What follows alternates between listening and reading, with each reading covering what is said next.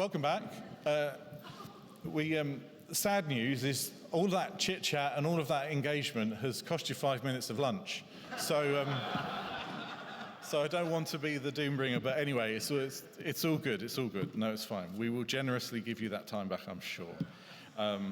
Okay, let's move on. And one of the things that we wanted to do, this is why we expanded the day. If you've come to one of the two previous launches, you know that we focused on the launch, lots of good conversation, but then it was really sad to see everyone spill out of the doors and for us to not go any deeper. Hence why we said, let's do a whole day this time. Let's really spend some time reflecting together, having good conversation and hearing a wider range of thoughts and views.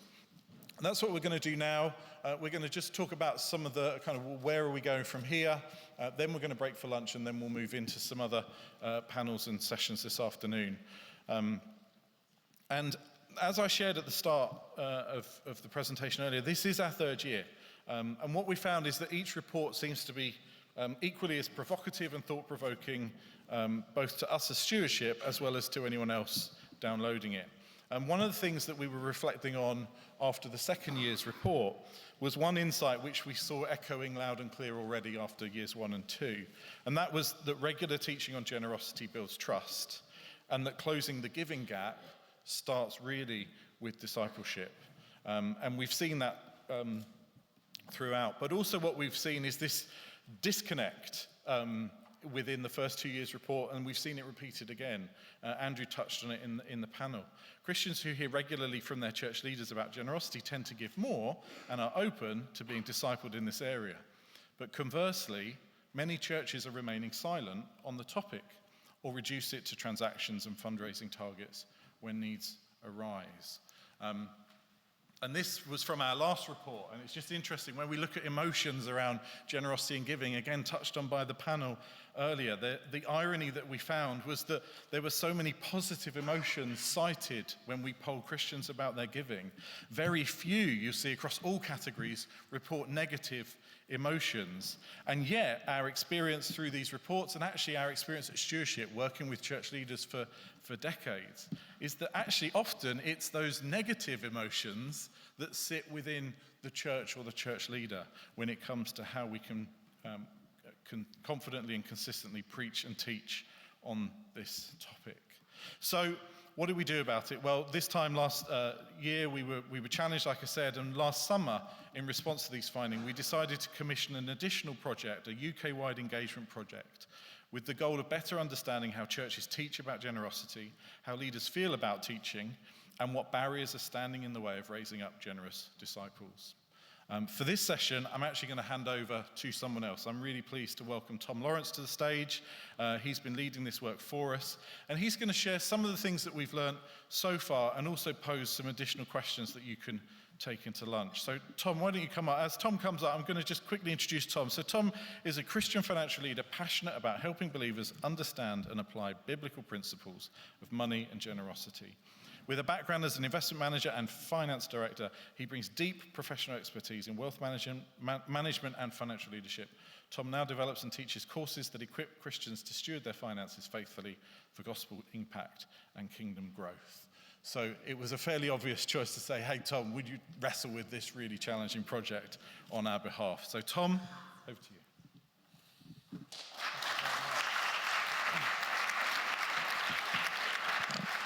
Thank you, and good afternoon. It's a real joy to be here, and I'm honored that Stewardship have risked their reputation on me. It's really interesting when we think and talk about giving. We've heard people expressing different feelings, different thoughts, different emotions, and what we wanted to do is look across the UK and really see how we can equip church pastors, leaders, teachers, preachers to faithfully and biblically teach on the subject of money, because whether we like it or not, it's a topic that Jesus spoke an awful lot about, and not because he was trying to raise money for his itinerant traveling ministry.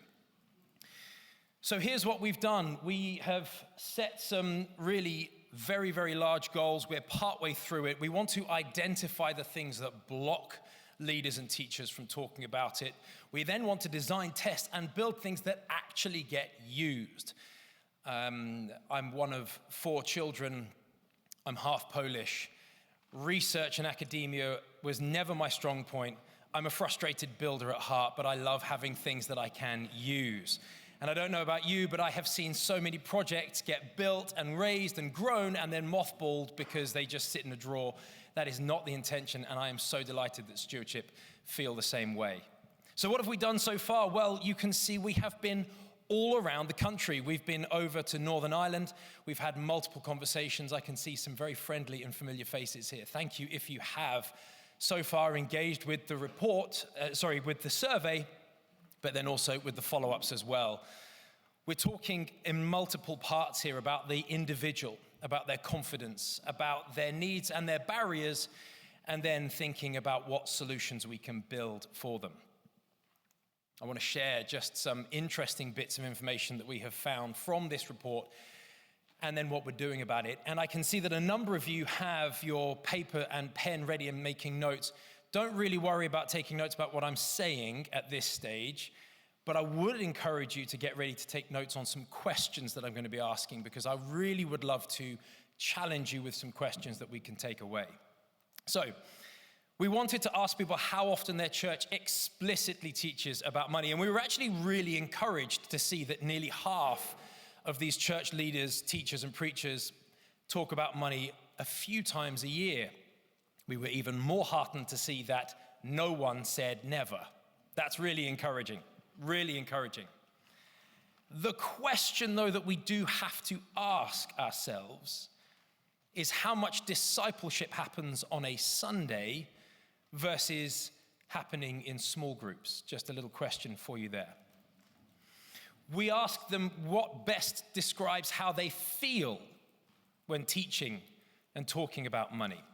And again, very encouraging to see 44% feel comfortable and do it regularly. That is wonderful to see, but still many leaders feel ill-equipped. They feel uncomfortable. They feel as though they are perhaps underqualified. And we know that that perhaps is part of the reason that there is a giving gap. It probably isn't the entirety of the giving gap, but there is still a gap nevertheless. And we are convinced that it is a gap that can be closed. Not only that it can be closed, but that it needs to be closed. Much like the giving gap, we know that there is this gap between how leaders feel about teaching and talking about money, and how congregants feel hearing about money being talked about. There are not very many topics that leaders feel less confident about teaching on. They're all hot potatoes, let's face it. But this gap can be bridged, and I believe, and we believe, that it can be bridged through practice. There is a practice gap that perhaps could be part of the reason that there is the giving gap. Like anything in life, you don't win by accident, and you only get good at things through practice. I would also like to draw your attention to this last question here that we asked about. And it's clear that people feel confident and comfortable and capable talking about discipleship. Now, this is a generosity report launch.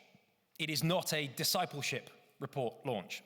So it's absolutely right that the focus is on generosity and giving. However, I think all of us could be quite confident to sit here and say that we know from our own personal lives and from witnessing it in other people's lives that true change happens in people's lives far often through discipleship, more so than through hearing Sunday sermons and sitting in church. The truth is, when we are discipled on a topic, there is a natural response and increase about that topic. When we're discipled on money, generosity is a natural response. And unfortunately, when we avoid talking and teaching about generosity, we are actually not sparing people the awkwardness that we feel. We are leaving a gaping hole in their discipleship. Now, one of the really wonderful things that has come out of this 2026 giving report is that trust is the cornerstone. And I just want to touch on that very, very briefly. Trust is the cornerstone of healthy financial discipleship, and we see this echoed so wonderfully in the Bible. In Proverbs chapter 3, verses 5 through to 9, in verse 5 it says, "Trust in the Lord with all your heart and don't lean on your own understanding." So immediately we see trust. Then there's this wonderful bit about guidance that comes in. It says, "In all your ways acknowledge him," God, "and he will direct your paths."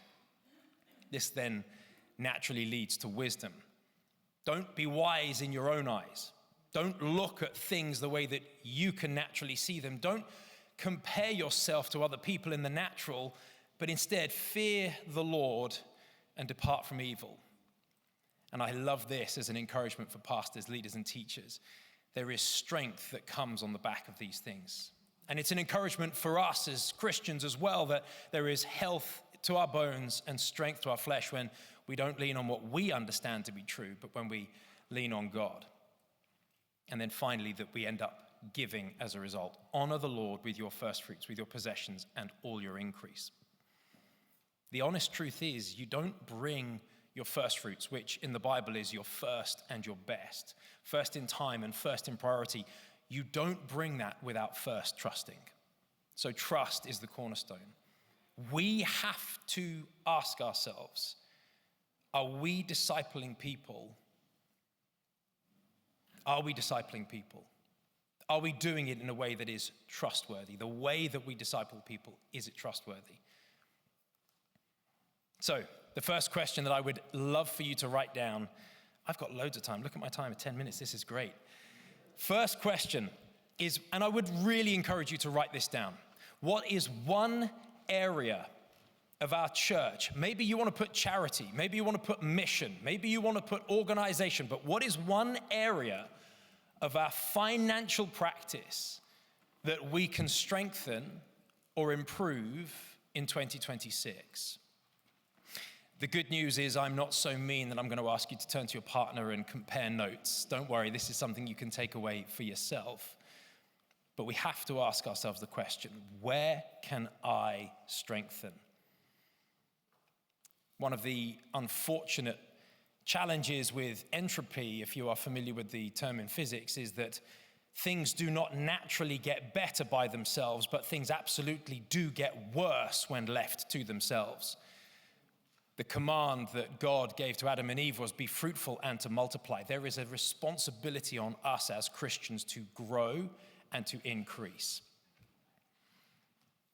If we were to scan the answers, I would love to ask, how many of us said practical things versus saying we need to increase discipleship in our church context? Because we know that regular teaching on generosity helps to build trust, because trust is the cornerstone of healthy financial discipleship. Question number 2. This is a question that we've really got to start asking a little bit more in our churches, is what happens when we talk about money without linking it to an ask?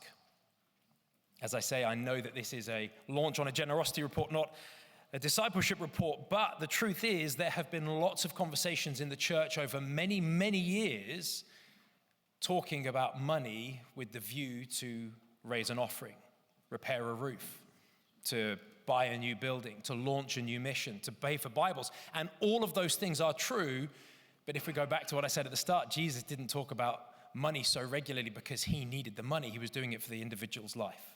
He was doing it for the impact that it has in the person. So what happens when we start to shift why we talk about money? The truth is, there are these 3 distinct overlapping lenses, and I'm sure that you will have identified the spike that you have in one. I am clearly the theological giver because I have the nerdy glasses. It's not always the case. If you wear contacts, you can still be included, don't worry. The truth is, though, our congregations are made up of people across all of these different lenses and perspectives, and we need to speak to each of them. It's critical that we do talk to each member of our congregation. And so I want to ask you this third and final question. What is the outcome if we do not disciple Christians in finance? What's the impact for them personally but also what's the impact for the body of Christ? And I'm not thinking about buildings. I'm not thinking about mission. I'm not thinking about paying for Bibles. Trust leads to gratitude and joy in giving. And we know that trust is the cornerstone of healthy financial discipleship because money is a heart issue, which in turn is a trust issue. So we have to ask ourselves, how trustworthy are we at discipling our people? As I wrap up, I would love to encourage you to get involved, to join us, to have a conversation. I know we're past phase 1, but I actually can't help myself. I've got about 7 more conversations this week, and I'll open it up for more. That's not going to be the limiting factor for getting this right. We really want to make sure that we are helping church leaders, teachers, preachers, pastors to lead people and disciple people well in the area of their finances. So please do get in touch. I appreciate I was standing between you and lunch. According to my timer, I'm 7 minutes under. Claire's smiling at the back, and Janie's not angry with me. So this is good. I'm going to hand over. Thank you very much, Janie.